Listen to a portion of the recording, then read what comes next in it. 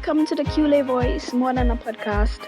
Huge podcast coming up for you today as we discuss what is Operation BARCAGATE and why is this causing so many problems around the country. And we'll be looking at the impact of the coronavirus on Barcelona's budget and what this means for upcoming transfers. I'm sorry, COVID-19, but FC Barcelona is the epicenter for confusion and problems, and Bartomeu is the virus causing it all. Operation BARCAGATE was exposed by Cadena Ser in February of this year.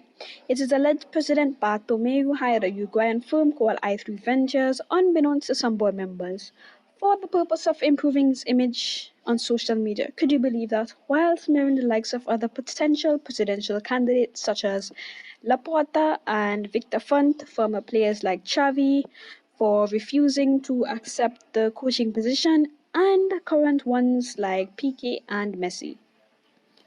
Upon learning of BARCAGATE from the media, the board members immediately pushed for an external audit from the firm PriceWaterHouseCoopers, and a few months later, this fiasco saw 6 board members resigning from their positions, including Bartomeu's right-hand man and Vice President Emily Rossard, who claimed someone is taking money away from the treasury, since the club paid close to €1 million for the services of i3 Ventures, and in the market in Spain, the cost of a similar product would be approximately €120,000 to €150,000. So if Barcelona is paying €1 million, but the true cost is €120,000 to €150,000, then where is the missing money and who is collecting it? Bartomeu, of course, used the club accounts to issue a statement. One of those politically fancy ones that start off by saying, FC Barcelona categorically denies, blah, blah, blah. Yep, one of those. And he apologized to current players, Piqué and Messi, claiming that he had no idea of what was taking place. Do you believe him? I'm not so sure I do. Drop a comment and let me know. On the bright side, last week, April 27th, PriceWaterhouseCoopers would have completed their external audits on BARCAGATE, and we are patiently awaiting their results, which is currently being drafted and should be out very soon. Now we head over to Barcelona's financial problems and what this means for upcoming transfers. So at the beginning of the season, Barcelona had outlined that they needed to sell €124 million worth of players in order to balance their books before June 30th, which is the start of the new fiscal year. To date, they have managed to acquire €54 million out of the 124. Now, with the €70 million left to make, and clubs unwilling to utilize buy options for Wague and Coutinho, as well as the Spanish league set to go past June 30th, this could all be problematic for Barcelona. Barcelona thought that with a good showing from the Brazilian Felipe Coutinho in the Bundesliga, this would have encouraged Bayern Munich to utilize their €120 million option on the player. However, the German club have their own transfer targets in Kai Havertz and Manchester City winger Leroy Sané that they are targeting, thus leaving Coutinho in limbo, and he's actually set to return to Barcelona once the Bundesliga season has finished and there are no potential buyers for the Brazilian. And actually, new boss Quique Setien is a great admirer of the Brazilian and is even willing and open to the idea of allowing the Brazilian to kickstart his Barcelona career once again. In my opinion, the possibility of Felipe Coutinho staying another year at Barcelona is likelier to happen than him actually moving away, simply because for a majority of clubs, there is limited cash available for transfers due to the pandemic of the coronavirus. Even before the coronavirus pandemic, it was already difficult to source a club for Felipe Coutinho due to the amount of money that Barcelona wanted to acquire for his services. And so, could you imagine how much more of a challenge it would be now that there is less cash available for transfers? Let's look at the situation in France, for example.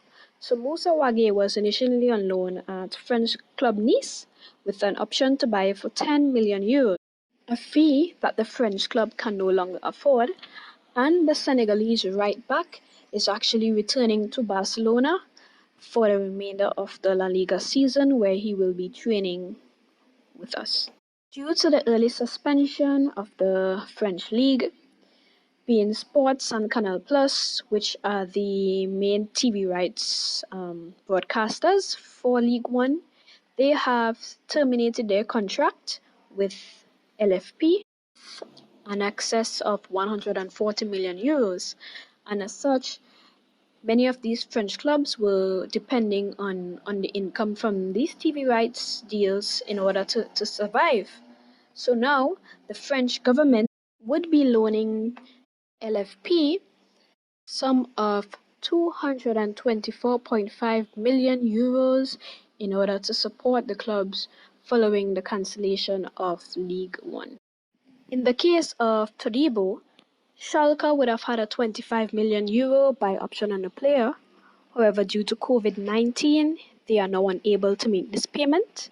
And Barcelona are currently in negotiations with Premier League club Everton for a fee of 20 million euro. However, the Premier League club do not want a buyback clause inserted in any deal. For Rafinha, he has a 16 million euro release clause in his contract that becomes active in the summer.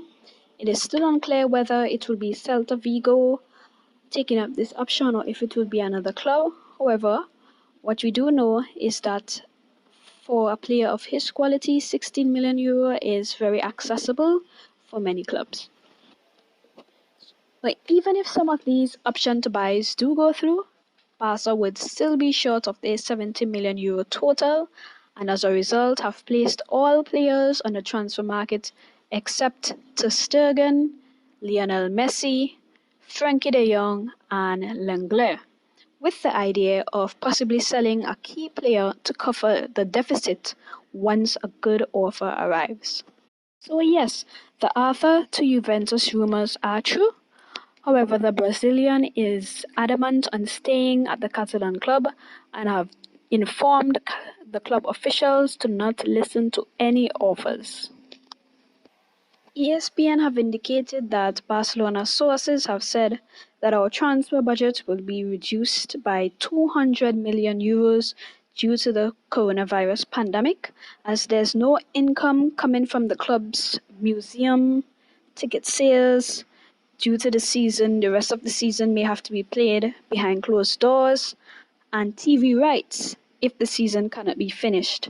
So, President Bartomeu would have suggested that the club would have to engage in a lot of player swaps in order to get deals done. So, I would not be too optimistic on believing any of the transfer rumors of Neymar and Martinez coming to Barcelona in the summer. Of course, yes, the club loves these two players, but at present, we do not have financial muscle to pay the asking price of these players. For instance, Inter is demanding that we pay the 111 million euro buyout clause for Martinez, a fee that Barcelona is trying to lower using the inclusion of players. But Inter Milan is demanding the full fee. So a lot of it is dependent on whether the selling club will accept our player swap offers. And then who are the players we are going to include in these swaps? And then they of themselves must be willing to join the club. So there is a lot of challenges to be sorted out when starting to discuss the possibility of player swaps, as it was evident in Barcelona's attempt to sign Neymar Jr. in the summer. A lot of the players, such as Dembele, he did not want to be included in any player swap to PSG. So it is a very difficult thing, and I, for one, would not be too optimistic on Barcelona signing either Neymar or Martinez in the summer. We need to start considering alternatives. For instance, Timo Werner from Leipzig.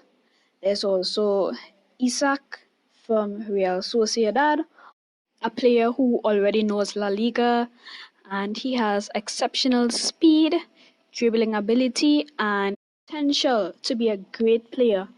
Werner might be a bit more difficult to obtain since he has his sights set on joining club at Liverpool, but Liverpool's challenge would be to convince the player that he would be getting sufficient minutes because he's aiming for a starting position, and this would definitely be difficult with Firmino being the starting number 9. But definitely, these are two great options that Barcelona need to seriously consider because signing 100 million euro players every single season is not a model that Barcelona can sustain in the long term. In addition to the already looming financial problems, Barcelona are now open to even selling the naming rights of the Camp Nou stadium for commercial reasons, and this was confirmed by Barcelona's first vice president. Last month, Barcelona had stated that they were willing to sell the naming rights of the Camp Nou stadium in order to raise money for the global fight against the coronavirus, and this was only supposed to be for 1 year. But here it is, they are speaking about lengthening that. And I quote from the vice president, who himself caught the coronavirus. He said, "This is something you could add to this year's agreement. The first year for the coronavirus and the next 25 for commercial reasons." So here it is, Barcelona willing to sell out years of history to compensate for bad financial management. So that's all for now. Thank you for listening to the Cule Voice Moderna podcast. Please be sure to drop a comment and let me know what you thought about our first podcast. Let me know what you'd be willing to hear. Also hit the subscribe button, and until we meet next time, see you.